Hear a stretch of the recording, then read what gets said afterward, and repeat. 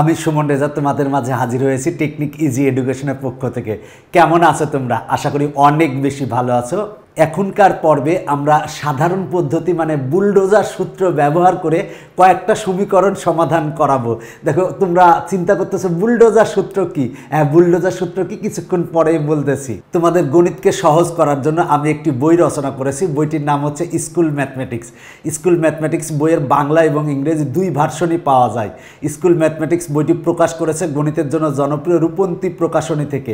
School mathematics বইটি হচ্ছে নবম শ্রেণীর পূর্ণাঙ্গ শিক্ষা সহায়ক বই। যারা এখনও স্কুল ম্যাথমেটিক্স বইটি সংগ্রহ করো নাই, তারা নিকটস্থ লাইব্রেরি থেকে সংগ্রহ করে নিয়মিত অনুশীলন করবে। আশা করি গণিতের ভয়কে জয় করতে পারবে ইনশাল্লাহ। দেখো, আমরা আগের পর্বে কিন্তু একটা দ্বিঘাত যে সমীকরণ, এক চলক বিশিষ্ট আদর্শ দ্বিঘাত সমীকরণের আদর্শ রূপ হচ্ছে ax² + bx + c = 0। এই সমীকরণকে সমাধান করে আমরা কিন্তু সূত্র পেয়েছিলাম x = -b ± √b² - 4ac/2a। এই সূত্রকে কিন্তু আমি বুলডোজার সূত্র নাম দিয়েছি। এই সূত্রটা কেন বুলডোজার সূত্র নাম দিয়েছি আগের পর্বে কিন্তু বিস্তারিত আলোচনা করেছি। যারা আগের পর্বটা দেখো নাই, তারা অবশ্যই আগের পর্বটা দেখে আসবা।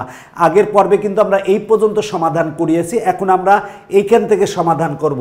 বলা আছে, আমরা আগেই উল্লেখ করেছি যে মধ্যপদ বিস্তৃতির মাধ্যমে x² - 7x - 10 = 0 সমীকরণটি সমাধান করা সহজ নয়। দেখো, মধ্যপদ বিভক্তিকরণের মাধ্যমে এই সমীকরণটিকে সমাধান করা যায় না। চলো এখন সাধারণ পদ্ধতি ব্যবহার করে এই সমীকরণটি সমাধান করি। তার মানে আমরা এই সমীকরণটিকে আমরা বুলডোজার সূত্রের মাধ্যমে সমাধান করব। তাহলে দেখো, সমস্যা বলা আছে এত সমীকরণটি সমাধান করো। তাহলে আমরা সমাধান করার ক্ষেত্রে দেখো এখানে সমাধানটা করানো আছে, আমি জাস্ট সংক্ষেপে তোমাদের বুঝাই দিব। দেখো, যে সমীকরণটা দেওয়া আছে সেই সমীকরণটাকে এতকে ax² + bx + c = 0। এই সমীকরণটা হচ্ছে দ্বিঘাত সমীকরণ, মানে এক চলক বিশিষ্ট দ্বিঘাত সমীকরণের আদর্শ রূপ। তার মানে এই সমীকরণের সাথে এই সমীকরণকে আমরা তুলনা করব। তাহলে সমীকরণের সাথে তুলনা করলে পাই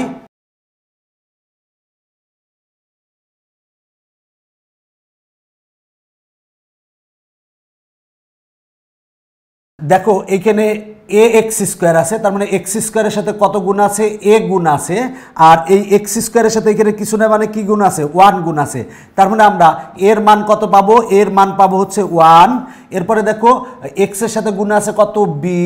আর এখানে x এর সাথে গুণ আছে কত? -7। তার মানে আমরা b এর মান কত পাবো? -7 পাবো। আর দেখো, সেটা হলো কনস্ট্যান্ট। এখানে x ছাড়া মানে চলক ব্যতীত আছে হচ্ছে, চলক নাই কিন্তু এখানে কনস্ট্যান্ট আছে। তার মানে c এর মান কত হবে? c এর মান হবে হচ্ছে -10। তার মানে c এর মান হচ্ছে -10। তাহলে আমরা ax² + bx + c = 0 সমীকরণকে সমাধান করলে আমরা x পাই -b ± √b² - 4ac/2a। এই আমরা সূত্রটা পাই। এই সূত্রে আমরা এই a, b এবং c এর মানগুলা বসাই দিব। তাহলে দেখো -b আছে, তার মানে b এর মান কত?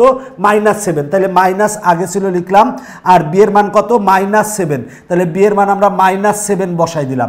এরপরে প্লাস মাইনাস, দেখো প্লাস মাইনাস লিখছি √। এবার দেখো b এর মান কত? b এর মান হচ্ছে -7, তাহলে -7² দিব। এরপরে -4। দেখো এর মান কত? এর মান হচ্ছে 1, তাহলে 1 লিখব।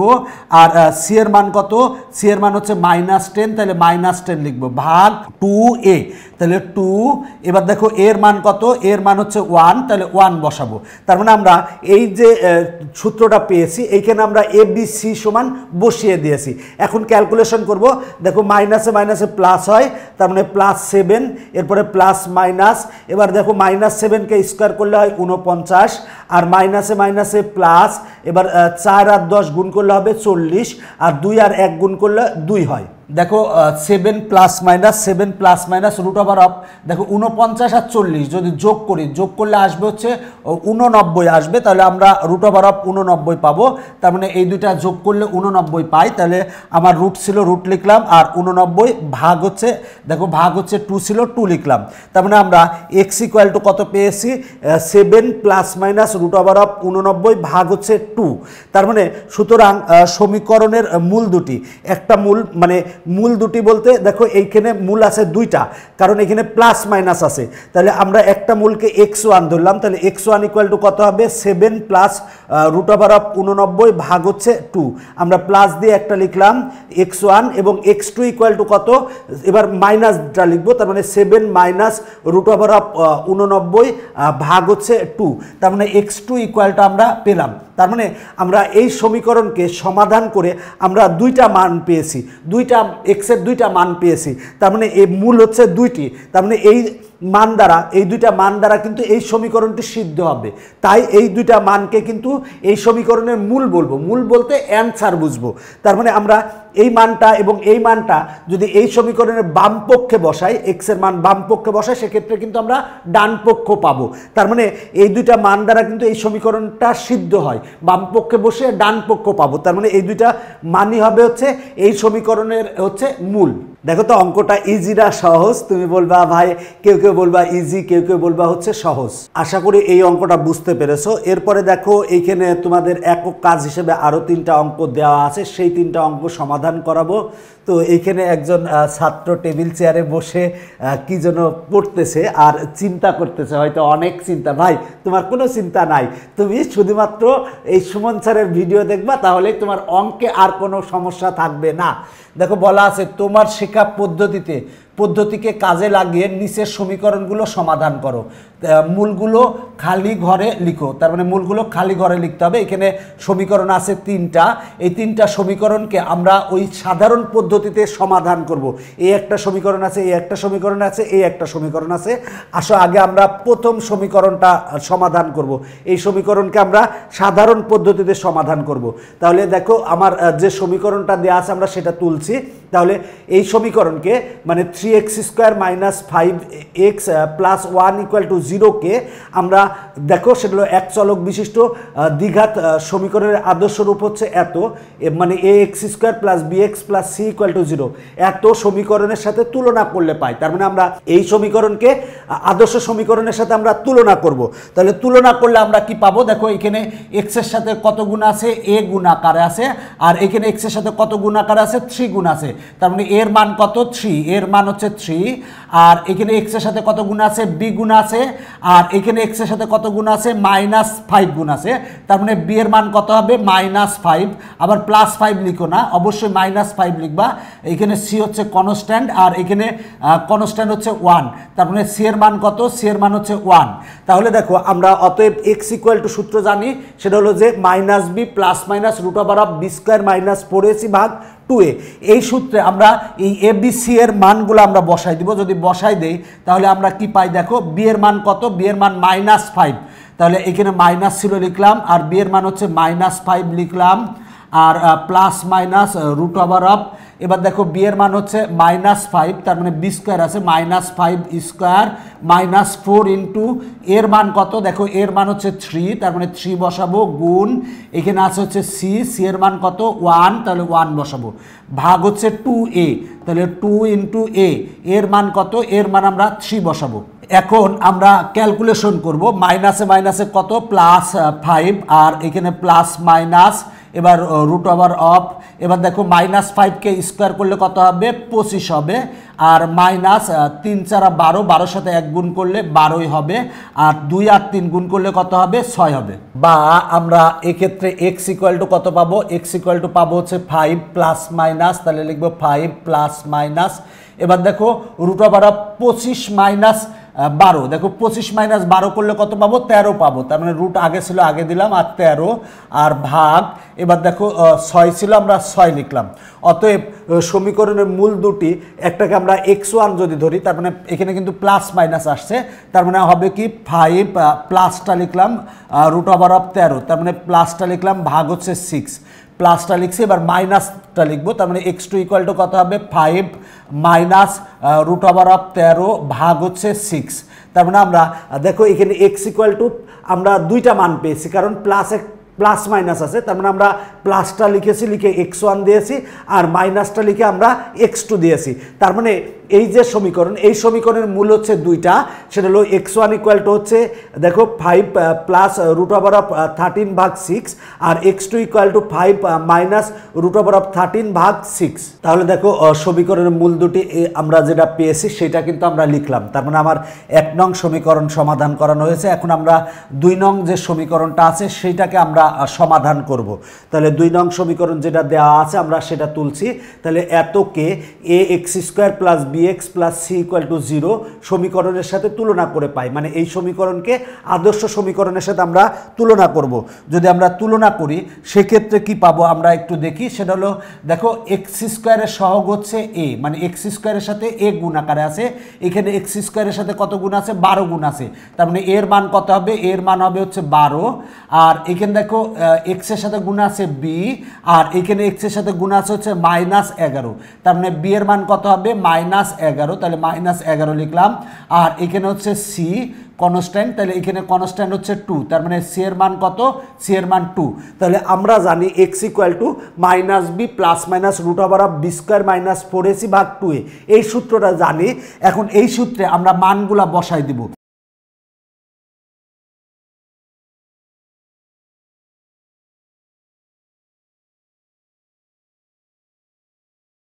দেখো মানগুলো বসাই দিব। সেটা হলো -b, তাহলে -b এর মান কত? -11। তাহলে -11 লিখবো। আর plus minus root over of, দেখো b এর মান কত? -11। তাহলে -11 এরপরে স্কোয়ার দিব। আর মাইনাস, এবার দেখো 4 ইন্টু এর মান কত? এর মান হচ্ছে 12। তার মানে আমরা 12 লিখবো ইন্টু c। দেখো c এর মান কত? c এর মান 2, আমরা 2 লিখবো। ভাগ হচ্ছে 2 ইন্টু এর মান কত? এর মান 12, আমরা 12 লিখবো। মূল কথা আমরা a b c এর যে মান পেয়েছি সেই মানগুলো আমরা বসিয়ে দিয়েছি। এখন আর কিছুই না, ক্যালকুলেশন। আগের মতো ক্যালকুলেশন করো তাহলেই পাবা। মাইনাসে মাইনাসে প্লাস, তার মানে +11 হবে। Plus minus root over of, এখানে দেখো 11কে স্কোয়ার করলে পাবো 121। আর এই মাইনাস, এবার দেখো সেটা হলো যে 12 দুগুণে কত? 12 দুগুণে হবে হচ্ছে 24। 24-এর সাথে যদি 4 গুণ করি তাহলে আমরা পাবো হচ্ছে 96। তাহলে লিখবো 96। আর ভাগ, দেখো 2 আর যদি 12 গুণ করি তাহলে কত হবে? 12 দুগুণে হবে হচ্ছে 24। তাহলে এখন আমরা কত পাই সেটা লিখতে পারি, বা আমরা এখানে লিখতে পারি x ইকুয়াল টু, দেখো x ইকুয়াল টু কত? 11 প্লাস মাইনাস লিখলাম হচ্ছে রুট ওভার অফ, দেখো 121 বিয়োগ 96 যদি করি তাহলে আমরা পাবো হচ্ছে 25 পাবো। ভাগ হচ্ছে আছে হচ্ছে 24, তাহলে আমরা 24 লিখব। তাহলে আমরা লিখতে পারি, বা আমরা পাবো হচ্ছে x equal to 11 plus minus root 25 মানে হচ্ছে 5, আর ভাগ হচ্ছে 24, আমরা 24 লিখলাম। এখন দেখো এখানে কিন্তু আমরা দুইটা মান পেয়েছি, একটা প্লাস মান পেয়েছি, একটা মাইনাস মান। যেহেতু এখানে প্লাস মাইনাস আছে, দেখো প্লাস মাইনাস আছে, তাহলে আমরা লিখতে পারি বা x ইকুয়াল টু কত লিখতে পারি? সেটা হলো 11 প্লাস 5 ভাগ হচ্ছে 24।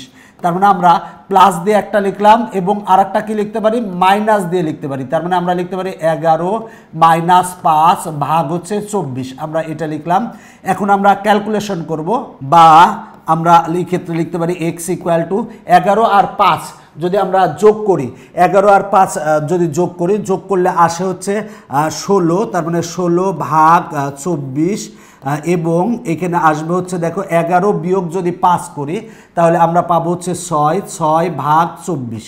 বা আমরা যদি ক্যালকুলেশন করি x ইকুয়াল টু, আমরা যদি 8 দিয়ে কাটি, এখানে 8 দিয়ে কাটলে হবে হচ্ছে 2, আর এখানে 8 দিয়ে 3 আসতে 24, 3 হবে। এবং আমরা এখানে পাবো যদি আমরা 6 দিয়ে কাটি তাহলে এখানে হবে 1, আর এখানে 6 দিয়ে কাটলে হবে হচ্ছে 4। তার মানে আমরা সমীকরণের মূল দুটি কত হবে? x1 ইকুয়াল টু হবে 2/3 আর x2 ইকুয়াল টু হবে 1/4। দেখো অঙ্ক কিন্তু অনেক সহজ। দেখো জাস্ট এই সমীকরণকে আদর্শ সমীকরণের সাথে তুলনা করেছি, করে আমরা এর মান পেয়েছি 12, বি এর মান -11, সি এর মান 2 পেয়েছি। এবার আমরা এই সূত্রে আমরা বসাই দিয়েছি, বসাই দিয়ে ক্যালকুলেশন করে আমরা x এর দুইটা মান পেয়েছি, একটা হলো 2/3 আর একটা হচ্ছে 1/4। আচ্ছা তোমরা নিজেরাই বলো অঙ্কটা ইজি না সহজ? তোমরা বলবে, কেউ কেউ বলবে ইজি, কেউ কেউ বলবে সহজ। তোমরা যেটাই বলো, প্রবলেমের কোনো সমস্যা নাই। তাহলে এই 2 নং সমীকরণকে সমাধান করে আমরা x1 এর মান পেয়েছি 2/3 আর x2 এর মান পেয়েছি 1/4। আমরা x1 আর x2 ধরে নিয়েছি, আসলে x এর দুইটা মান পেয়েছি, প্রথম মানটাকে আমরা x1 ধরেছি, দ্বিতীয় মানটাকে আমরা x2 ধরেছি। এক্ষেত্রে কোনো প্রবলেমের সমস্যা হবে না। এরপরে দেখো আমরা 3 নং যে সমীকরণ আছে এই সমীকরণকে আমরা যদি সমাধান করি তাহলে আমরা কি পাবো, দেখো আমরা প্রথমে 3 নং সমীকরণ তুলে নিয়েছি। তাহলে এই সমীকরণকে ax² + bx + c = 0 সমীকরণের সাথে তুলনা করে পাই। তাহলে আমরা এই সমীকরণের সাথে এই সমীকরণ যদি তুলনা করি তাহলে x² এর সহগ হচ্ছে a, আর এখানে x² এর সাথে গুণ আছে হচ্ছে 5, তার মানে এর মান কত হবে, এর মান হবে হচ্ছে 5। আর দেখো এখানে x এর সাথে গুণ আছে হচ্ছে b, আর এখানে x এর সাথে গুণ আছে হচ্ছে -8, তার মানে b এর মান কত হবে, b এর মান হবে -8। আর এখানে হচ্ছে c হচ্ছে কনস্ট্যান্ট, আর এখানে কনস্ট্যান্ট আছে হচ্ছে 4, তার মানে c এর মান কত হবে, c এর মান 4। অতএব আমরা এই যে সমীকরণ, এই আদর্শ সমীকরণকে সমাধান করলে আমরা পাবো হচ্ছে -b ± √b² - 4ac/2a, এই সূত্রটা পাই। এই সূত্রে আমরা এখন এর মান 5, বি এর মান -8, সি এর মান 4, এই মানগুলো আমরা বসাই দিব, বসাই দিয়ে ক্যালকুলেশন করব। তাহলে দেখো আমার বি এর মান কত, -8, তার আগে কিন্তু একটা মাইনাস আছে, তাহলে এখানে -8 লিখব ব্র্যাকেট দিয়ে, এরপরে +- দেখো বি এর মান কত, -8, তাহলে আমরা -8 এরপরে স্কোয়ার দিব, -4 ইন্টু এর মান কত, এর মান হচ্ছে 5, তার মানে এর মান 5 লিখব। আর সি এর মান কত, সি এর মান হচ্ছে 4, তার মানে আমরা 4 লিখব। আর ভাগ 2 ইন্টু এর মান কত, দেখো এর মান 5, আমরা 5 লিখব। এখন আমরা যদি ক্যালকুলেশন করি মাইনাসে মাইনাসে +8 হবে, এবার +- এবার দেখো -8কে স্কোয়ার করলে হবে হচ্ছে 64 হবে, 64 হবে -4 আর 5 যদি গুণ করি, গুণ করলে হবে 20, 20-এর সাথে যদি আমরা 4 গুণ করি, গুণ করলে হবে হচ্ছে 80, তাহলে -80 লিখলাম। আর ভাগ দেখো 2 আর 5 গুণ করলে হবে হচ্ছে 10 পাবো। এখন আমরা যদি ক্যালকুলেশন করি তাহলে কত পাবো, বা x ইকুয়াল টু কত পাবো, সেটা হলো 8, আমরা 8 লিখলাম প্লাস এবার দেখো আমার √ওভার ছিল, আমরা √ওভার লিখলাম। এবার 64 বিয়োগ 80, 64 বিয়োগ 80 করলে আমরা পাবো -16 পাবো, আর ভাগ হচ্ছে 10 পাবো। তার মানে আমরা x ইকুয়াল টু পেয়েছি 8 +- ভাগ হচ্ছে 10। দেখো রুটের মধ্যে যেহেতু -16, তার মানে কিন্তু এটা একটা অবাস্তব সংখ্যা, তার মানে কিন্তু কোনো বাস্তব মূল নেই, মানে এই সমীকরণের কিন্তু কোনো বাস্তব মূল নেই। আমরা তারপরে যে মূলটা পেয়েছি তাহলে লিখব সমীকরণের মূল দুটি। এটা অবাস্তব কেন, রুটের মধ্যে যদি মাইনাস থাকে সেটা কিন্তু অবাস্তব হয়। তাহলে আমরা সমীকরণের মূল দুটি কি লিখতে পারি, সেটা হলো যে x1 ইকুয়াল টু আমরা প্লাস দিয়ে লিখবো, তার মানে 8 প্লাস √16 ভাগ হচ্ছে 10, আমরা প্লাস দিয়ে একটা লিখছি। এবার আমরা মাইনাসটা লিখবো, তার মানে 8 মাইনাস √16 ভাগ হচ্ছে 10। তার মানে দেখো আমার x ইকুয়াল টু আমরা প্লাস মাইনাস পেয়েছি, তার মানে প্লাস দিয়ে একবার লিখছি, মাইনাস দিয়ে একবার লিখছি, তার মানে এই দুইটা মূলই হবে হচ্ছে দেখো এই দুইটা হবে হচ্ছে এই সমীকরণের মূল। দেখো আমরা কিভাবে অঙ্কটা সমাধান করেছি, এই সমীকরণের সাথে আমরা দ্বিঘাত সমীকরণের আদর্শ যে সমীকরণ আছে সেটা তুলনা করেছি, তুলনা করে a, b এবং c সমান বের করেছি। আমরা এখন সূত্র জানি, x ইকুয়াল টু এই সূত্র জানি, এই সূত্রে আমরা a, b এবং c সমান যেগুলো পেয়েছি সেগুলো বসিয়ে ক্যালকুলেশন করে আমরা x1 ইকুয়াল টু এত পেয়েছি এবং x2 ইকুয়াল টু এত পেয়েছি। তাহলে এই দুইটা যে মূল পেয়েছি, এই দুইটা মূলই হবে এই সমীকরণের কিন্তু মূল। তাহলে দেখো এই 3 নং সমীকরণকে সমাধান করে আমরা সমীকরণের দুইটা মূল পেয়েছি, এই একটা মূল আর এই একটা মূল, এই দুইটা মূল আমরা পেয়েছি। তোমাদের গণিতকে সহজ করার জন্য আমি একটি বই রচনা করেছি, বইটির নাম হচ্ছে স্কুল ম্যাথমেটিক্স। স্কুল ম্যাথমেটিক্স বইটি হচ্ছে নবম শ্রেণীর গণিতের পূর্ণাঙ্গ শিক্ষা সহায়ক বই। স্কুল ম্যাথমেটিক্স বইটি প্রকাশ করেছে গণিতের জন্য জনপ্রিয় রূপন্তী প্রকাশনী থেকে। স্কুল ম্যাথমেটিক্স বইয়ের বাংলা এবং ইংরেজি 2 ভার্সনই পাওয়া যায়। এখনও যারা স্কুল ম্যাথমেটিক্স বইটি সংগ্রহ করে নয় তারা নিকটস্থ লাইব্রেরি থেকে সংগ্রহ করবে। আশা করি এই 3টা অঙ্ক যে সমাধান করে দিয়েছি তোমরা বুঝতে পেরেছো। এখনকার পর্ব আমরা এই পর্যন্ত রাখতেছি। আগামী পর্বে আমরা লেখচিত্রের সাহায্যে দ্বিঘাত সমীকরণ সমাধান করা শিখব। এখনকার পর্ব এখানেই শেষ করছি। সবাই ভালো থাকবা, সবার জন্য শুভকামনা রইল।